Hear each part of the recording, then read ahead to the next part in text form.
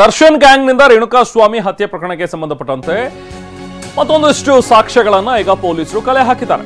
ಅದೇನಂತ ಹೇಳಿದ್ರೆ, ಶವ ಸಾಗಿಸಿದ್ರಲ್ಲ ಸ್ಕಾರ್ಪಿಯೋ, ಆ ಸ್ಕಾರ್ಪಿಯೋ ಕಾರ್ನಲ್ಲಿ ರಕ್ತದ ಕಲೆಗಳು ಇದ್ವು ಅನ್ನುವಂಥದ್ರ ಬಗ್ಗೆ ಈಗ ಸಾಕ್ಷ್ಯಗಳು ಸಿಕ್ಕಿದೆ. ಸ್ಕಾರ್ಪಿಯೋ ಕಾರ್ನಲ್ಲಿ ರೇಣುಕಾಸ್ವಾಮಿಯ ರಕ್ತ ಹರಿದಿತ್ತು, ಅದರ ಕಲೆಗಳು ಕೂಡ ಇದ್ವು. ಅದರಲ್ಲಿ ಕಾರಿನಲ್ಲಿದ್ದ ರಕ್ತದ ಕಲೆಗಳನ್ನ ತೊಳಸಿದ್ರಂತೆ ಹೇಮಂತ್. ಈಗ ಹೇಮಂತ್ ಮೇಲಿರುವಂತಹ ಆರೋಪ ಇದು. ಆದ್ರೂ ಕೂಡ ಕಾರಿನ ಕಾರ್ಪೆಟ್ ಒಳಗೆ ರಕ್ತದ ಕಲೆ ಪತ್ತೆಯಾಗಿದೆ. ಸೊ ಶವ ಸಾಗಿಸೋದಕ್ಕೆ ಈ ಕಾರನ್ನ ಬಳಸಿದ್ದು ಪುನೀತ್ಗೆ ಗೊತ್ತಿತ್ತಂತೆ. ಪುನೀತ್ನ ಕಾರ್ ಇದು. ನೋಡಿ ಇಲ್ಲಿ, ಇದು ಈಗ ಕಾರ್ ತಾವೇನು ನೋಡ್ತಾ ಇದ್ರಲ್ಲ, ಸ್ಕಾರ್ಪಿಯೋ ನೋಡಿದಂಥದ್ದು.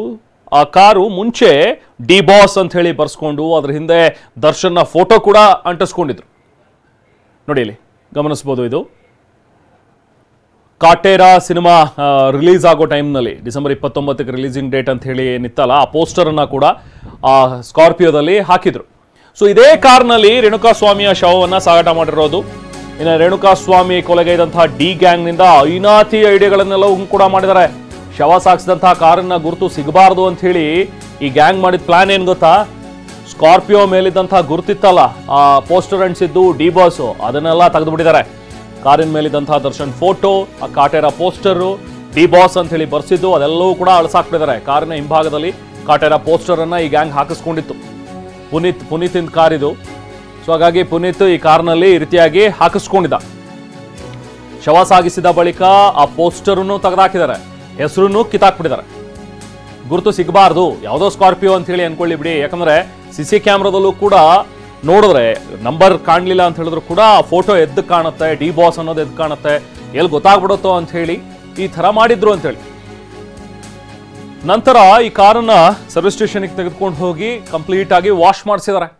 ಅಲ್ಲಿಂದ ಕೂಡ ಸಾಕ್ಷ್ಯವನ್ನ ಈಗ ಪೊಲೀಸರು ಕಲೆ ಹಾಕಿದ್ದಾರೆ. ನೋಡಿ, ಇದೇ ಕಾರದು 8821 ಅನ್ನೋ ನಂಬರ್ನ ಕಾರು, KA03 MU 8821. ನೋಡಿ ಅಲ್ಲಿ ಅದ್ರ ಕೆಳಗಡೆ ಡಿ ಬಾಸ್ ಅಂತ ಹೇಳಿ ದೊಡ್ಡದಾಗಿ ಬರ್ಸಿದ್ದಾರೆ.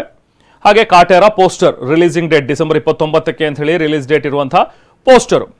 ಇದೇ ಸ್ಕಾರ್ಪಿಯೋ ಕಾರ್. ಈಗ ನೋಡಿ, ಈಗ ಅದನ್ನ ವಶಕ್ಕೆ ಪಡೆದಿರುವಂತಹ ಪೊಲೀಸರು KA03 MU 8821. ಹಿಂದೆ ಏನೂ ಇಲ್ಲ, ಎಲ್ಲ ಕ್ಲೀನ್ ಆಗಿ ತೆಗೆದುಬಿಟ್ಟಿದ್ದಾರೆ. ನೋಡಿ, ಆ ಪೋಸ್ಟರ್ನು ಕಿತ್ತಾಕಿದ್ದಾರೆ. ಡಿ ಬಾಸ್ ಅಂತ ಇದ್ದಿದ್ದು ಕೂಡ ಇಲ್ಲ ಈಗ ಅಲ್ಲಿ.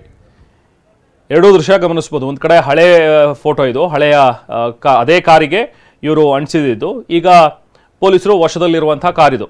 ಇದೇ ಕಾರ್ನಲ್ಲಿ ರೇಣುಕಾಸ್ವಾಮಿಯ ಶವವನ್ನು ಇವರು ಸಾಗಿಸಿದ್ರು ಅನ್ನುವಂಥ ಒಂದು ವಿಚಾರ.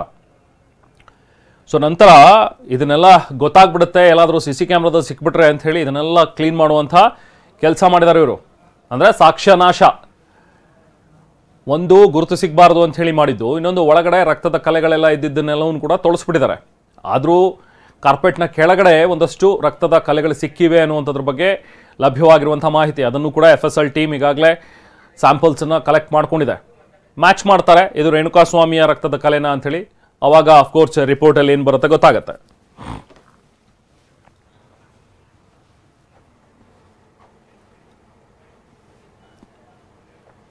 ಬನ್ನಿ ಮತ್ತಷ್ಟು ಡೀಟೇಲ್ಸ್ ಪಡೆಯೋಣ ನಾವು ಪ್ರತಿನಿಧಿ ಪ್ರಜ್ವಲಿಂದ.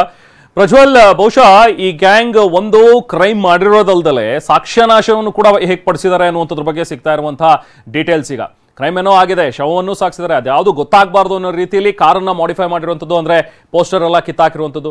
ಸಿಕ್ಕಾಪಟ್ಟೆ ಐಡಿಯಾ ಮಾಡೇನೆ ಬಹುಶಃ ನಾವು ಸಿಗಾಕೊಳ್ಳಲ್ಲ ಅನ್ನೋ ರೀತಿಯಲ್ಲಿ ಇದ್ರು ಅಂತ ಅನ್ಸುತ್ತೆ ಇವರು. ಪ್ರಜ್ವಲ್, ಖಂಡಿತ ರೆಹಮಾನ್, ಇನ್ವೆಸ್ಟಿಗೇಷನ್ ನಲ್ಲಿ ಎಲ್ಲವೂ ಕೂಡ ಸ್ಟೆಪ್ ಬೈ ಸ್ಟೆಪ್ ಗೊತ್ತಾಗುತ್ತೆ. ಒಂದು ಮಾತನ್ನ ಹೇಳ್ತಾರೆ, ಏನಂತ ಅಂದ್ರೆ ಯಾವುದೇ ಒಂದು ಕೃತ್ಯ ನಡೆದಂತ ಸಂದರ್ಭದಲ್ಲಿ ಹೊಸದಾಗಿ ಯಾವುದೇ ಸಾಕ್ಷಿಯನ್ನ ಸೃಷ್ಟಿ ಮಾಡಕ್ಕೂ ಆಗಲ್ಲ, ಅದೇ ರೀತಿಯಾಗಿ ಇರೋ ಸಾಕ್ಷಿಯನ್ನ ನಾಶ ಮಾಡ್ಲಿಕ್ಕೂ ಆಗಲ್ಲ. ಈ ಎರಡನ್ನ ಮಾಡೋ ಪ್ರಯತ್ನ ಮಾಡಿದಾಗ IPC 201 ಸೆಕ್ಷನ್ ಹಾಕ್ತಾರೆ, ಮತ್ತಷ್ಟು ಕೇಸನ್ನ ಬಿಗಿಯಾಗಿ ಮಾಡ್ತಾರೆ. ಈ ಪ್ರಕರಣದಲ್ಲಿ ಸಹಿತ ಆಗಿರೋದಷ್ಟೇ. ಇಲ್ಲಿ ಪ್ರಮುಖವಾಗಿ ಈ ಒಂದು ಸ್ಕಾರ್ಪಿಯೋ ಕಾರ್ನಲ್ಲಿ ರಕ್ತದ ಕಲೆಗಳಿರ್ತವೆ, ಅದನ್ನ ವಾಶ್ ಮಾಡಿಸ್ಬೇಕು, ಮತ್ತೆ ಕಾರಿನ ಒಂದಷ್ಟು ಮೇಲ್ಗಡೆ ಇದ್ದಂತ ಡಿಸೈನ್ಗಳನ್ನೆಲ್ಲ, ಕಾರಲ್ಲಿ ಇದ್ದಂತ ಅಂಟಿಸಿದ್ದನ್ನೆಲ್ಲ ಕ್ಲೀನ್ ಮಾಡಿಸ್ಬೇಕು ಅನ್ನೋದಾಗುತ್ತೆ. ಯಾಕೆಂತ ಅಂದ್ರೆ ಬೇಗ ಸಿಗಾಕೊಳ್ತೀವಿ ಅಂತ. ಅದೇ ರೀತಿಯಾಗಿ ಇವರು ಕಾರನ್ನ ತೆಗೆದುಕೊಂಡೋಗಿ ವಾಶ್ ಮಾಡಿಸ್ತಾರೆ. ರಕ್ತದ ಕಲೆಗಳು ಅಷ್ಟು ಸುಲಭವಾಗಿ ಕಾರಿನಲ್ಲಿ ಅಂಟಿದ್ದವು ಹೋಗೋದಿಲ್ಲ. ಯಾಕಂತಂದ್ರೆ ಇವರ ಬರಿಗಣ್ಣಿಗೆ ಕಾಣಿಸುವಂತವೆಲ್ಲವೂ ಹೋಗಿರ್ತವೆ.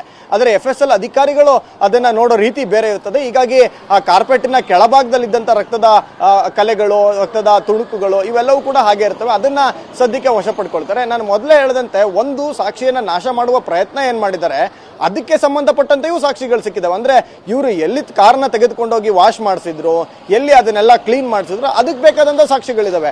ಮೊದಲು ಹಾಗೆ ಇದ್ರೆ ಕೇವಲ ಕಾರ್ನ ಸೀಸ್ ಮಾಡ್ತಿದ್ರು. ಈಗ ಕಾರ್ನ ಸೀಸ್ ಮಾಡೋದ್ರ ಜೊತೆಗೆ ಎಲ್ಲಿ ವಾಶ್ ಮಾಡಿದ್ರು ಅಲ್ಲೂ ಸಹಿತ ಸ್ಟೇಟ್ಮೆಂಟ್ಗಳನ್ನ, ಅಲ್ಲೂ ಸಹಿತ CCTV ಫುಟೇಜ್ಗಳನ್ನ ತೆಗೆದುಕೊಳ್ತಿದ್ದಾರೆ. ಹೀಗಾಗಿ ಇವರು ನಾಶ ಮಾಡಲಿಕ್ಕೆ ಪ್ರಯತ್ನ ಮಾಡಿದಂಥ ಸಾಕ್ಷಿಗೆ ಸಂಬಂಧಪಟ್ಟಂತೆ ಸಾಕ್ಷಿ ನಾಶ ಮಾಡಕ್ ಹೋಗಿದ್ದಕ್ಕೂ ಬೇಕಾದಂಥ ಸಾಕ್ಷಿಗಳಿಗೆ ಸಿಕ್ಕಿದ್ದಾವೆ. ಇದು ಒಂಥರ ಪೊಲೀಸರಿಗೆ ವಿನ್ ವಿನ್ ಸಿಚುವೇಶನ್ ಈ ಸಂದರ್ಭದಲ್ಲಿ. ರೆಹಮಾನ್, ಖಂಡಿತ ಪ್ರಜ್ವಲ್, ಥ್ಯಾಂಕ್ ಯು ತುಂಬ ಡೀಟೇಲ್ಸ್ಗೆ. ಒಟ್ಟಿನಲ್ಲಿ ಇಲ್ಲಿ ನಾವು ಖಂಡಿತವಾಗ್ಲೂ ಪ್ರಶಂಸೆ ಮಾಡಲೇಬೇಕು ಪೊಲೀಸರು. ಸೊ ಅವ್ರು ಮಾಡ್ತಾ ಇರುವಂತಹ ಒಂದು ತನಿಖೆಯ ಒಂದು ಹಾದಿ, ಯಾಕಂದ್ರೆ ಎಲ್ಲಾ ಕಡೆಯಿಂದಲೂ ಕೂಡ ಸಾಕ್ಷ್ಯಗಳನ್ನ ಕಲೆ ಹಾಕೋತಾ ಇದ್ದಾರೆ, ಹಾಗೆ ತಮ್ಮ ಕೇಸನ್ನ ಸ್ಟ್ರಾಂಗ್ ಆಗಿ ಬಿಲ್ಡ್ ಮಾಡ್ತಾ ಇದ್ದಾರೆ. ಸೊ ಇದು ಪೊಲೀಸರು ಮಾಡ್ತಾ ಇರುವಂತಹ ಒಂದು ವಿಚಾರ.